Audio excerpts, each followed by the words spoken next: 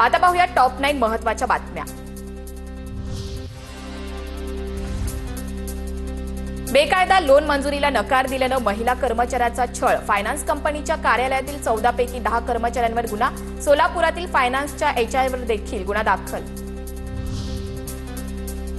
नवी मुंबईतल्या कोपरखैरणेत एकाच मोबाईल नंबरवर 288 मतदारांच्या नोंदी सापडल्या। हा मोबाईल नंबर शासकीय अधिकारी तलाठ्याचा असल्याचं समोर मनसेचे विभाग अध्यक्ष चंद्रकांत डांगेंनी प्रकार समोर आणला। विरारच्या अर्नाळा समुद्रात अडकलेल्या बोटीला बाहेर काढण्यात यश, इंजिन बंद झाल्यानं बोट समुद्रात अडकली होती। गस्तीसाठी गेलेल्या नौकांनी बंद पडलेल्या नौकेला सुखरूप किनाऱ्यावरती आणलं।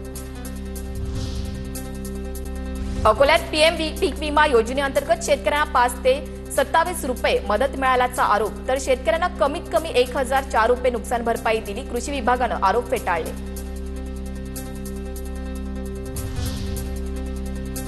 त्र्यंबकेश्वर मधल्या रामकुंड गोदाघाट चढ धोकादायक ठिकाणांचं ऑडिट होणार। जुन्या आणि मोडकळीस आलेल्या पुलांचा रस्त्यांचा अहवाल सादर करण्याचे आपत्ती व्यवस्थापनाला आदेश। आगामी कुंभमेळ्याच्या पार्श्वभूमीवर प्रशासनाचा निर्णय।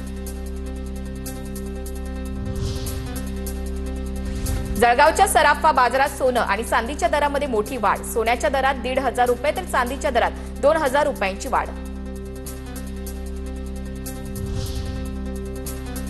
कार्तिकी एकादशीच्या निमित्तानं पंढरपुरात भक्तिमय वातावरण। संतांच्या दिंड्या पंढरपुरात दाखल। राज्यभरातून लाखो भाविक पंढरपुरात दाखल।